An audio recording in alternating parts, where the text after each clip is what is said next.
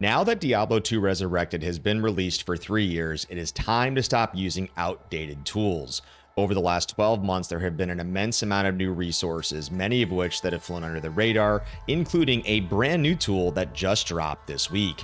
Now that we've entered Season 9 and encroaching on 2025, I'm going to cover the 8 essential must-use tools moving forward that will allow you to continue mastering the mechanics of Diablo 2 Resurrected. First up, Nishi's Drop Calculator.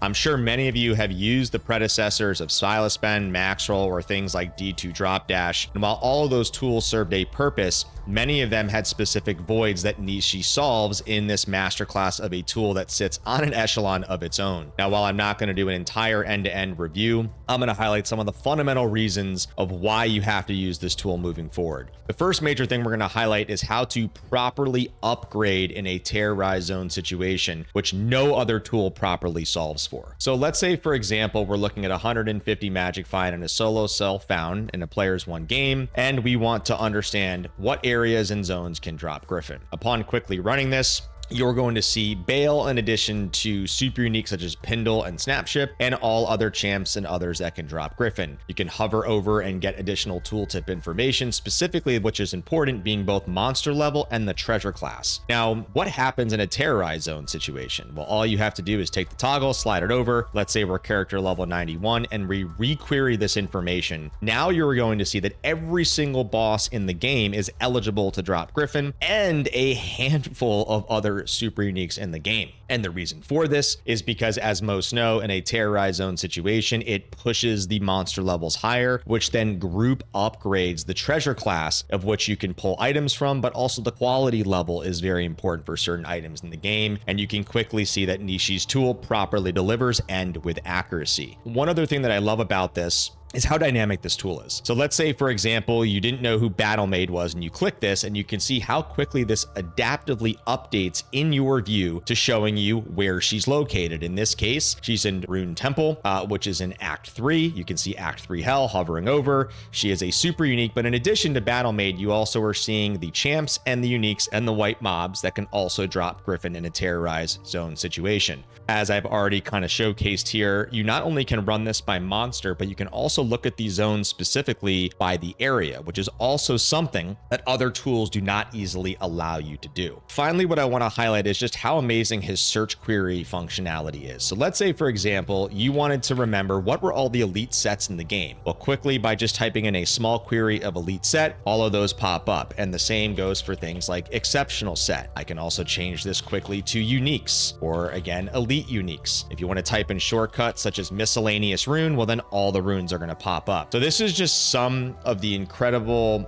workflows and inputs that you can do with this tool. There are so many things to unpack. For those that haven't seen it, I've done a more thorough review on this tool, and you can find that video linked below. But this is something that you have to live, learn, and love, and make sure you're using this moving forward, because this is literally going to help you maximize your grind time and avoid wasting valuable hours understanding where to hunt for those items you need to acquire. Next, let's talk about Pavke's Ultimate Experience Calculator.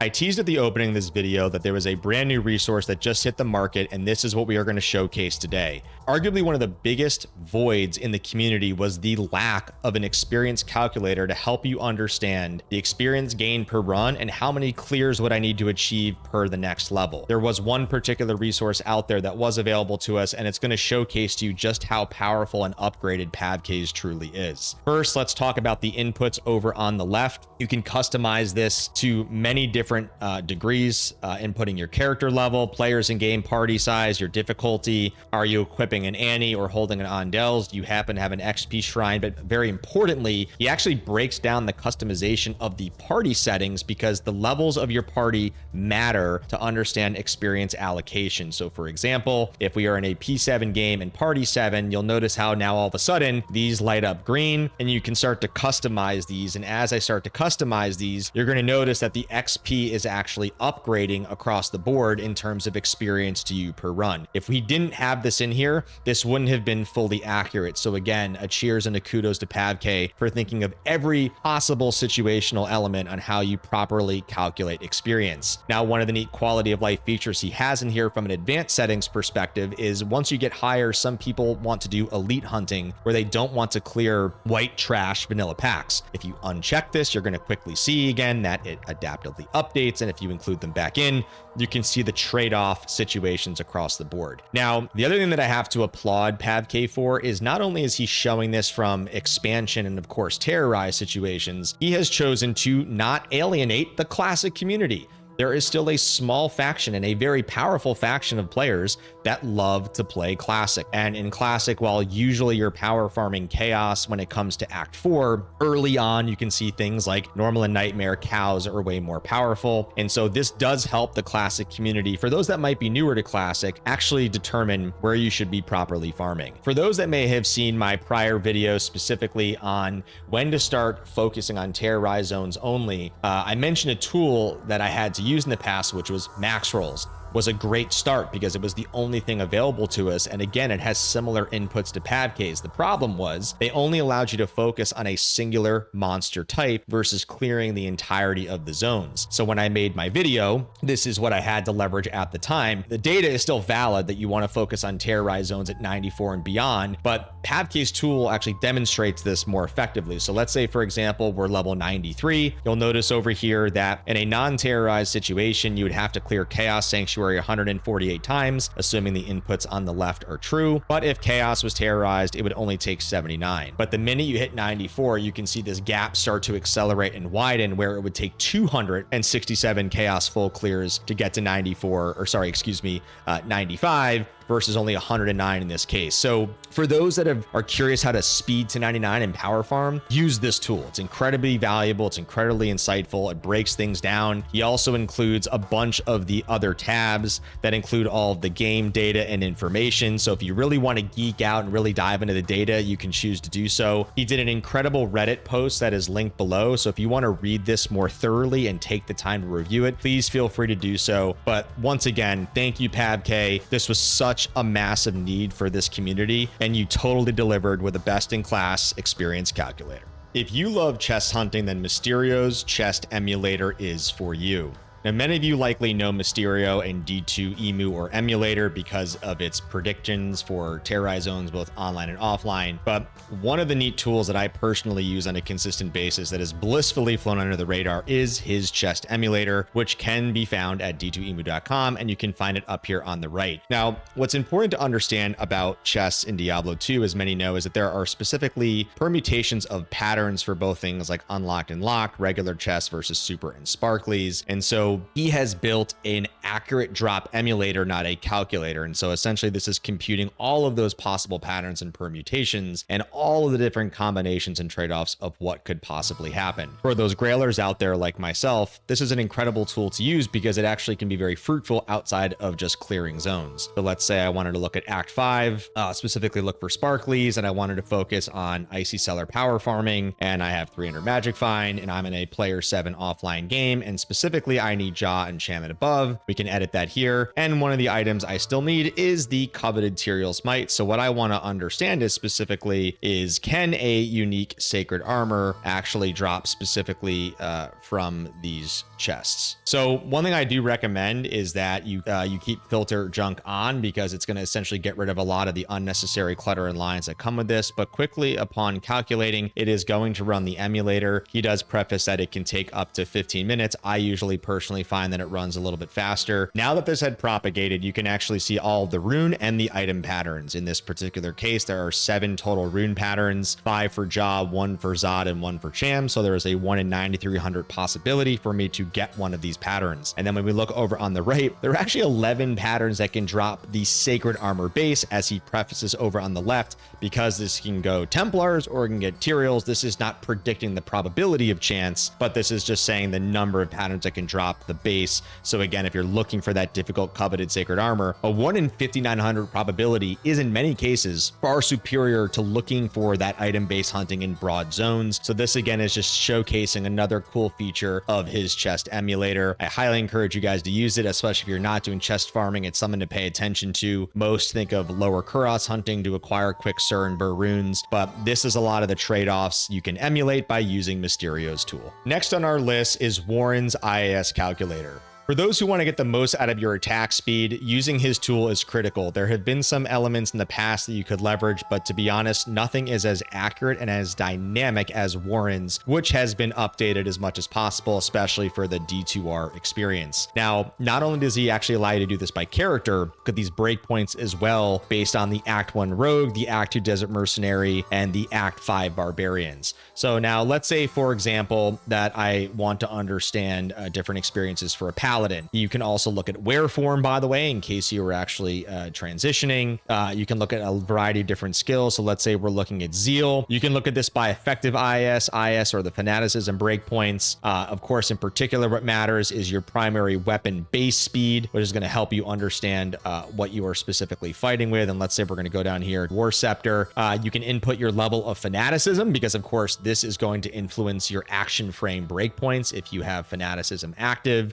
You also have burst of speed now because there are rune words such as hustle that allow you to proc a level 1 Fana burst of speed. There's also Mark of the Bear, which comes from Metamorphosis. So as I mentioned, he is updating these for the most recent updates and experiences of D2R. Are you frozen? Are you slowed by? Are you decrepify or chilled? Goes across the board. But as you can see, it's updating in real time as you're going through this. It is a great tool, again, to understand what are the breakpoints that you have to get to make sure you are delivering the most DPS and the most action frames possible. Sticking with Warren, we are going to review his Mercenary calculator. This one probably has flown under the radar that I don't think a lot of people have known about, but what's great about this is that he is essentially doing the calculating work for you across the different mercenary types and the different difficulties to understand what level does that mercenary have to be to get specific strength dexterity, but it also is showing you their life, attack rating, and also the skills specifically. So for example, if we wanted to focus on a Frenzy Barbarian, let's say he was level 65, you can quickly see again all of the information that is pertinent to that specific mercenary, including his skills such as Frenzy, Iron, and Taunt. And then you'll notice that as we are leveling the character, you can see the implicit skills actually go up across the board for this particular character. So again, this is just such a quirky little tool, but it's pretty cool. A lot of times you have to know, hey, if they're at X level, when are they going to be at the implicit strength so they can wear a particular item? Or, you know, again, what are the particular skill-based attacks that they're specifically using and in what percentage are they attacking? Great job by Warren to break this down, very quick and intuitive to use.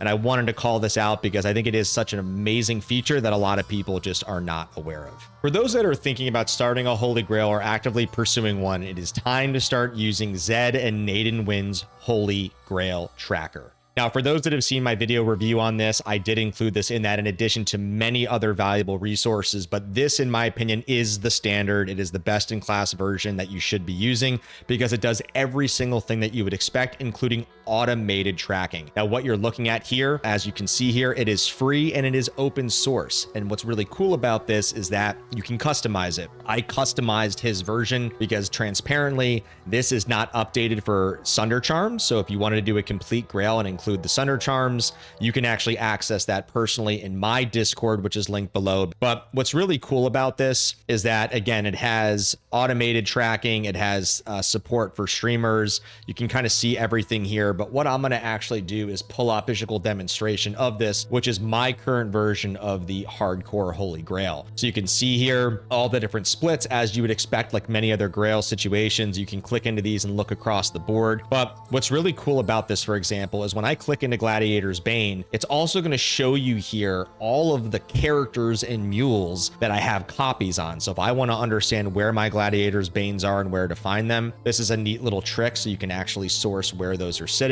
He also does two other neat things in this. So one, he links out to Diablo 2.io, which is a great item database. So if you want to directly click on this, it will bring you to more information about Gladiator's Bane if you want to understand the ranges, the affixes, the variables. But he also naturally embeds Silaspen's drop calculator. So if you didn't want to leave the window and you didn't want to go use Nishi's or anybody else's, you can actually run the drop simulating here, showing you some of the top monsters and hunting experiences to go find this, which is a neat little trick. Now, if you go over here again into specifically the settings, you can do this by different game modes. But what I love about this by Grail type is that some people do, if you can believe it, ethereal only Grails or normal only Grails or both. So obviously you can kind of dictate that. And then right down here is where you quickly actually get the streaming overlay service. So all you have to do is essentially copy this as a browser source. If you're a streamer, you drop it in your encoding software and your broadcast software, and then very quickly you're going to see right over here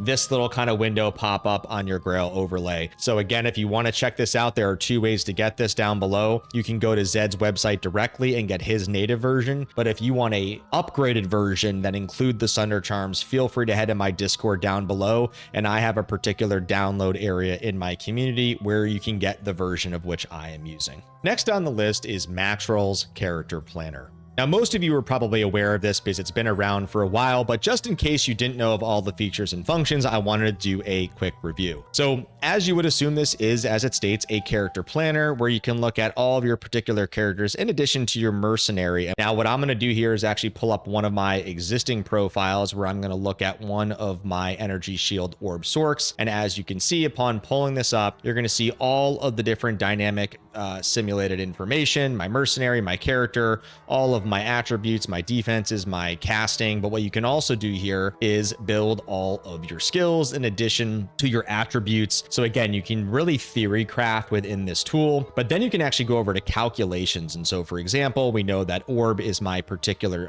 attack here. You can see the bolt damage, the nova damage. So this is where you can essentially do a lot of the different trade-offs across mercenary, care planning, opportunity costs of shifts. Do I want to put on tall set or do I want to go for DPS? And so you can do a lot of different situational planning here. And one of the neat things that you can also do is you can start to understand how to find a particular item and affix combination by fighting a particular monster. Now, in this case, you can see up here that the target dummy is a Doom Knight, but let's say we want to change that. So you can go down here all the way down to calculations and you can actually adjust that right here. So let's say, for example, we wanted to understand where can I start to hunt for particular good charms in the game. And let's say I wanted to focus on particularly cows. Go here, you would change this to normal. In particular, again, it is a hell bovine, and you want to understand, again, where we can find this. And now you're going to notice up here that it is a hell bovine. Now I'm going to change this really quickly to nightmare because that's going to change this to a nightmare bovine. Now let's go back over to equipment, pull this up and look for a grand charm because I want to understand all the affixes and item levels of what I can find. So let's say, for example, I wanted to find a grand charm with certain vitality. So if I pull this up and you hover over here on the suffix,